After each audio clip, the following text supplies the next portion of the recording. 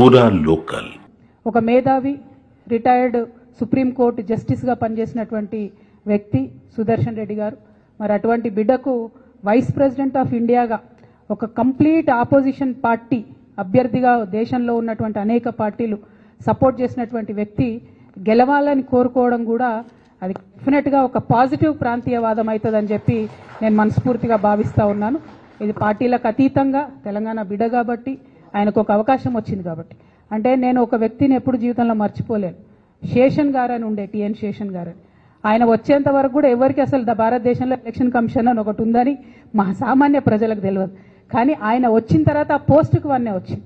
సుదర్శన్ రెడ్డి గారు కూడా గెలిస్తే డెఫినెట్గా వైస్ ప్రెసిడెంట్ పోస్టుకు కూడా వన్నే తెస్తారని నేను అనుకుంటున్నాను. ఎందుకంటే అనేక సందర్భాల్లో ఆయన చూసినాం, ఆయన ఇచ్చినటువంటి పాజిటివ్ తీర్పులు కానీ ఆయనకు ఉన్నటువంటి కాన్స్టిట్యూషనల్ ఎక్స్పర్టీస్ కానీ చూసినాం.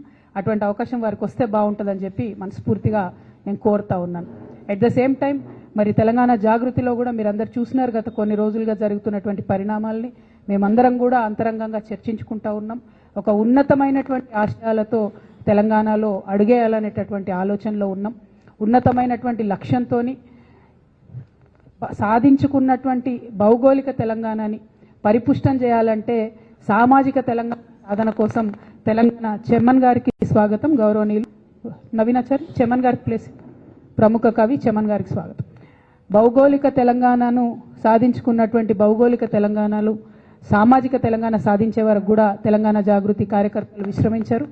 మరి తెలంగాణ సామాజిక తెలంగాణ సాధించాలంటే అన్ని వర్గాలకు సరైనటువంటి అవకాశం వచ్చే విధంగా, అన్ని వర్గాలకు సరైనటువంటి స్వేచ్ఛ వచ్చే విధంగా, అన్ని వర్గాలకు సమున్నతమైనటువంటి సంపద వచ్చే విధంగా తెలంగాణ జాగృతి కృషి చేస్తుందని ఈ సందర్భంగా తెలియజేస్తా ఉన్నాను. ఎట్ ద సేమ్ టైం మరి సామాజిక తెలంగాణ సాధన కోసం ఎటువంటి మార్గాన్ని ఎంచుకోవాలనేటటువంటి ఆలోచన చేయడం కోసం మరి ఆనాడు కేసీఆర్ గారు చెప్పినటువంటి మార్గాన్ని కూడా తీసుకుంటాం. తెలంగాణ సాధన కోసం నేను బొంత పురుగునైనా ముద్దు పెట్టుకుంటాను కేసీఆర్ గారు చెప్పారు.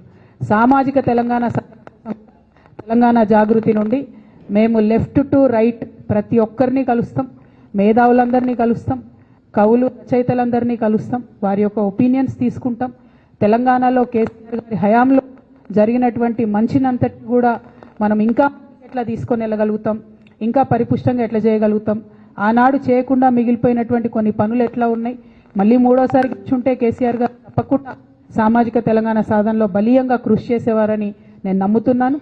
వారు అన్ఫార్చునేట్లీ అవకాశం రాలేదు కాబట్టి తెలంగాణ జాగృతి ఆ ఎజెండాను ముందుకు తీసుకుని వెళ్తుందని కూడా ఈ సందర్భంగా తెలియజేస్తూ మరి కాళోజీ నారాయణరావు గారి జయంతి సందర్భంగా, చాకలైలమ్మ గారి వర్ధంతి సందర్భంగా ఆ మహోన్నతమైనటువంటి వీరులు ఇచ్చేటటువంటి ఆ స్ఫూర్తిని ముందుకు తీసుకెళ్లడానికి ఇక్కడికి వచ్చినటువంటి మిత్రులందరికీ కూడా మళ్ళొకసారి ధన్యవాదాలు తెలియజేస్తా ఉన్నాను.